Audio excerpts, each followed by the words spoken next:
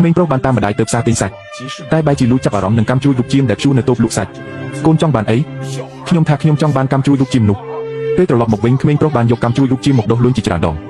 ស្រាប់តែយកវាមកធ្វើជាចង្កៀងសម្រាប់បំភ្លឺហើយសកម្មភាពដែលនឹកស្មានមិនដល់របស់គេនេះនៅទីបំផុតបានផ្លាស់ប្ដូរជោគវាសនារបស់គេបានជោគជ័យ